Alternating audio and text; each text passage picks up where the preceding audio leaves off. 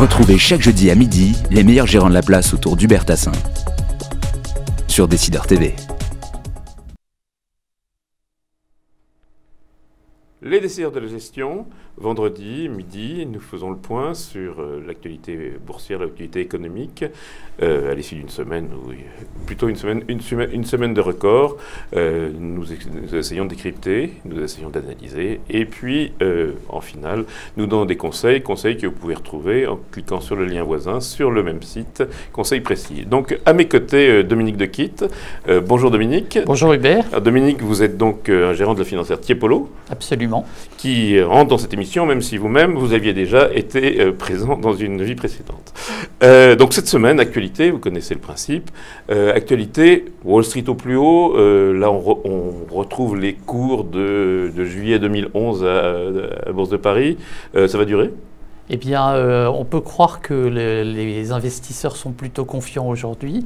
Les marchés sont pas trop valorisés, puisque le marché européen se paye autour de 12,5 les bénéfices pour une croissance estimée 12 mois glissants de l'ordre de 12%. Donc une fois en termes de croissance, c'est pas trop évalué. Et en Amérique, après 5 ans de hausse et des niveaux records, 70 valeurs du Standard & Poor's au plus haut, c'est pas trop ? Eh bien, même constat, puisque la moyenne sur le Standard & Poor's 500 est de l'ordre de 15 fois les bénéfices sur longue période. Aujourd'hui, le Standard & Poor's vaut 13,7 fois les bénéfices. Là, avec une croissance un peu moindre, puisque elle est de l'ordre de 9% sur les 12 mois prochains. Donc, toujours un potentiel, certes plus restreint, mais avec une dynamique liée à la croissance économique. Alors, tout ça avec des taux très bas, ces ratios, ça permettrait d'encaisser une petite hausse des taux si elle arrivait ? Absolument, et d'autant plus que, et c'est le dernier point en termes de valorisation des marchés, c'est que les marchés européens aujourd'hui servent à peu près du 4% de rendement. Donc on a des sociétés qui distribuent en moyenne de l'ordre de 50% de leurs bénéfices, qui distribuent 4% de rendement pour l'année 2012, avec une possible augmentation des rendements pour l'année 2013. Donc un scénario qui est plutôt favorable et de surcroît, comme vous le soulignez, des taux d'intérêt qui restent à des niveaux extrêmement bas, d'où certainement un potentiel de hausse, mais qui ne devrait pas effrayer trop rapidement. Alors on a quelque chose d'un peu différent, c'est cette fameuse guerre des monnaies dont on parle maintenant depuis 2-3 mois, avec quand même une reprise du dollar qui est plutôt une bonne nouvelle, en tout cas pour les valeurs européennes. Ça va durer là aussi ou ça a des conséquences ? Ah oui, alors d'abord c'est une question de bon sens.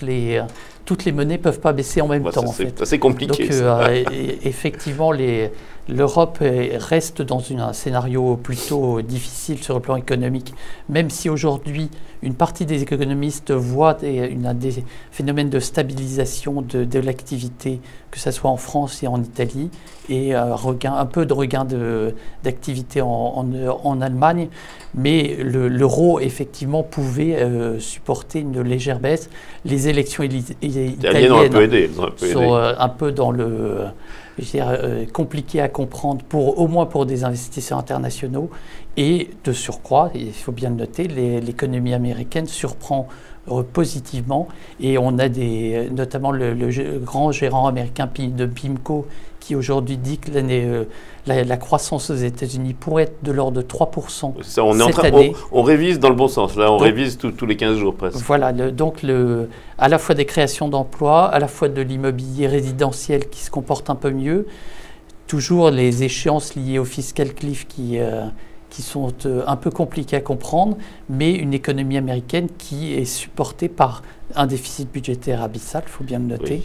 Et des taux d'intérêt qui sont extrêmement bas. Alors, est-ce qu'il y a des secteurs, notamment dans les valeurs européennes, qui vont en profiter, des industriels exportatrices, des choses de ce genre ? C'est le cocktail classique de valeurs exposées à l'international.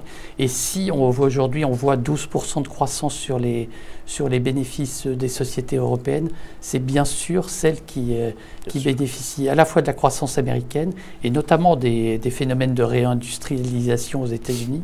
Donc ça peut être des valeurs comme Technip, des valeurs qui ont investi fortement aux États-Unis et qui devrait bénéficier de cet engouement pour l'industrie aux États-Unis. Alors, actualité toujours, c'est la fin des publications, pas tout à fait, mais des résultats 2012 avec des commentaires des entreprises. Qu'est-ce que vous retenez en général à la fois des résultats et surtout des commentaires qui ont pu être faits par les présidents ou les managements? Alors, deux commentaires principaux. C'est d'abord les résultats. Les sociétés avaient bien guidé les analystes, et les analystes n'avaient cessé de réviser durant le deuxième semestre leurs prévisions de résultats. Donc les résultats on s'attendait à mal et c'est mal. Voilà. Les résultats sont en ligne, oui, et voire légèrement meilleurs parce que oui, bonne tendance sur les révisions à la baisse. Le deuxième message, c'est le premier trimestre pour les sociétés européennes va être compliqué.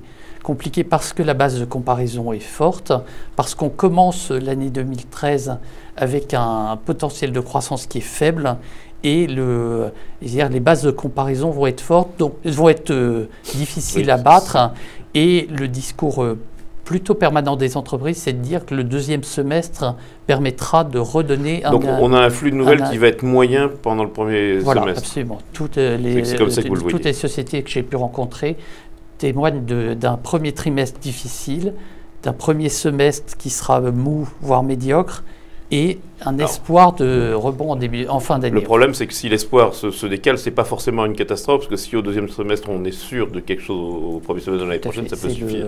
C'est la bourse. C'est la bourse, c'est l'anticipation des marchés classiques, et sur des niveaux de valorisation qui ne sont pas trop élevés, on peut absorber des nouvelles. Bien sûr, ça sera titre par titre que le marché appréciera en fait. Bon, actualité encore, il y a eu des bonnes adjudications des dettes italiennes, espagnoles. Est-ce que le secteur bancaire est sorti d'affaires et est-ce qu'on peut parier sur les banques finalement? La première réponse, c'est que les adjudications se passent bien, notamment vers l'Europe du Sud, parce qu'il y a un appétit cruel de rendement. Et il faut bien noter que les rendements italiens et espagnols, autour de 5,5, 6, sont des rendements extrêmement attrayants, d'autant plus qu'aujourd'hui, le crise de risque systémique s'est plutôt estompé. Même si la Banque centrale européenne l'a éliminé en théorie. Même si les élections italiennes peuvent laisser quelques doutes, et on a vu d'ailleurs des tensions sur le 10 ans italien durant ces dernières semaines. Concernant les banques, là aussi, la hausse a été extrêmement forte depuis juillet dernier, et le marché est en train de faire le tri entre le bon grain et livré en fait. Et on a des banques comme HSBC, même BNP Paribas qui se comportent très bien, et d'autres banques qui sont susceptibles d'augmentation de capital. Les banques sur la bonne pente, mais plutôt les grandes, voilà, les solides. Donc. Et susceptibles d'augmentation de capital, on l'a vu cette semaine avec l'augmentation de capital Commerzbank. Oui, donc c'est bien la preuve que certains éléments bancaires peuvent être sous-performants en fait. Bon alors, valeurs, deuxième point actualité sur les valeurs. Les valeurs, aujourd'hui, Vivendi baisse pas mal. La vente du fameux GVT semble être remise en cause. Vivendi, le scénario de vente d'actifs et de recentrage, vous achetez quand même?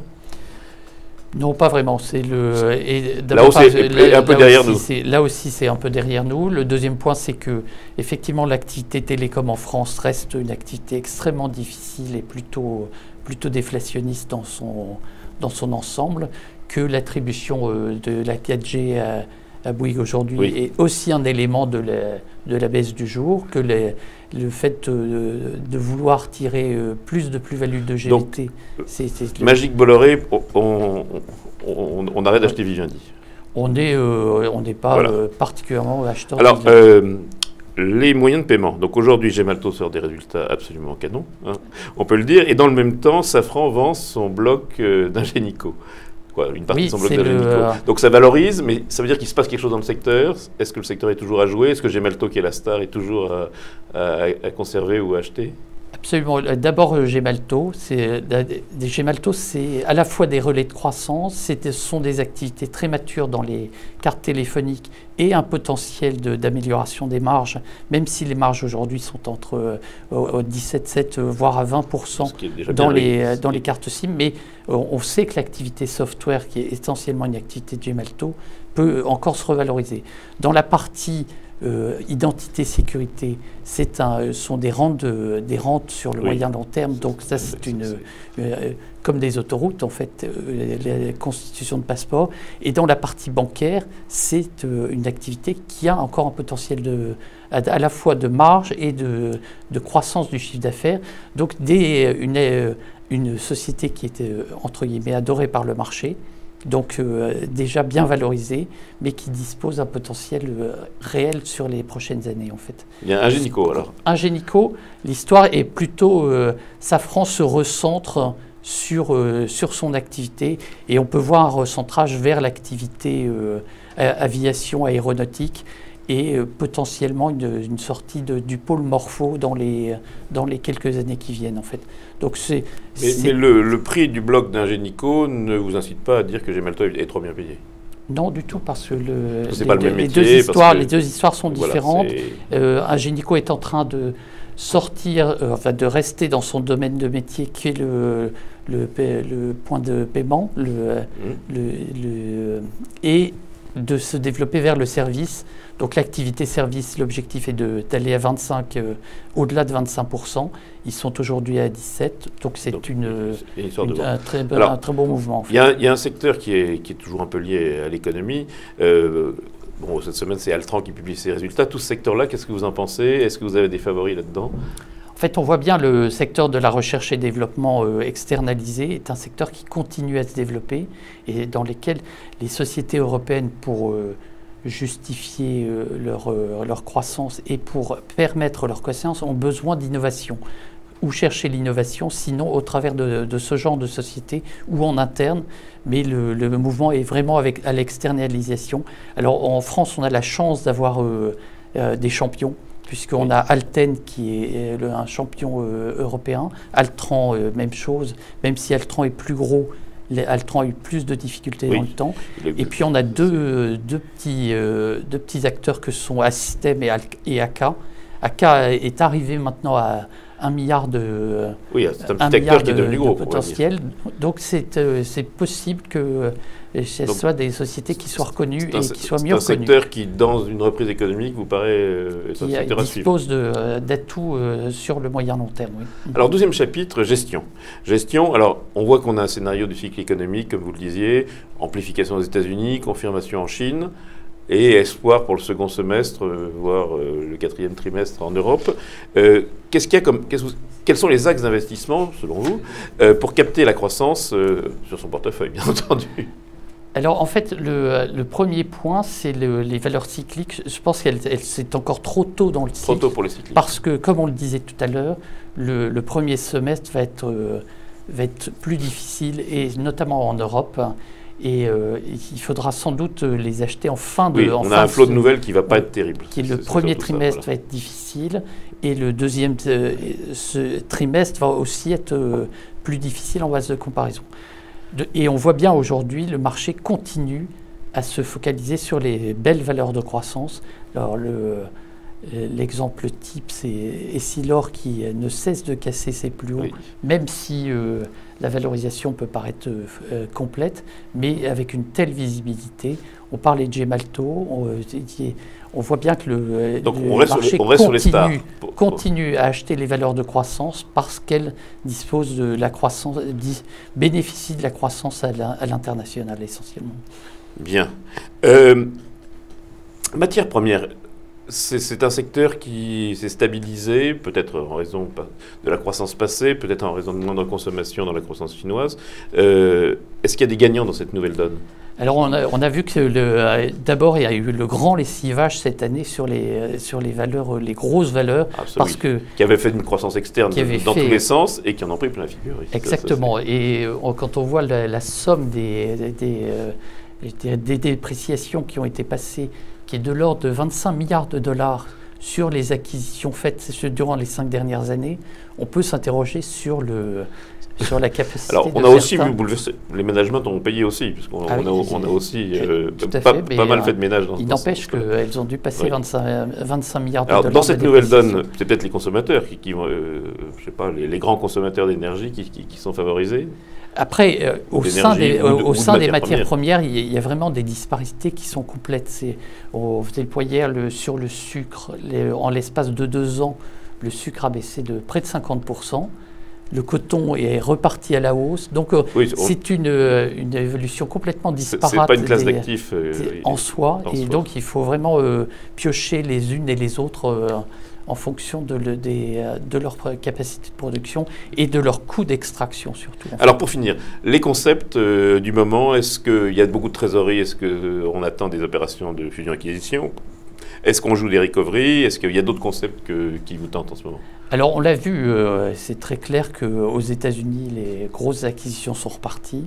Ce n'est pas le cas de l'Europe. Pourquoi? Parce que l'Europe n'est pas vraiment attractive, même si les sociétés se comportent bien et ont plutôt des bilans sains et des trésoreries abondantes. Il est clair que l'Europe ne fait pas partie des zones sur lesquelles les grands investisseurs ont un souhait d'investissement et notamment de faire des opérations financières. Maintenant, sur les grands thèmes d'investissement, je pense que les valeurs de croissance dont on parlait restent plutôt prisées. Et puis après, il faut trouver des thématiques comme la baisse du pouvoir d'achat en Europe est une thématique.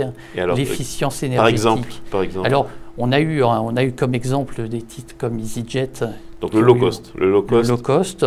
En règle générale. À la fois, donc on joue le low cost pour l'Europe et le high cost pour la Chine et l'Inde. Et le luxe pour les pays émergents. Et on a eu des titres comme DIA qui ont eu des comportements majestueux durant l'année de fin 2012 et même de début d'année.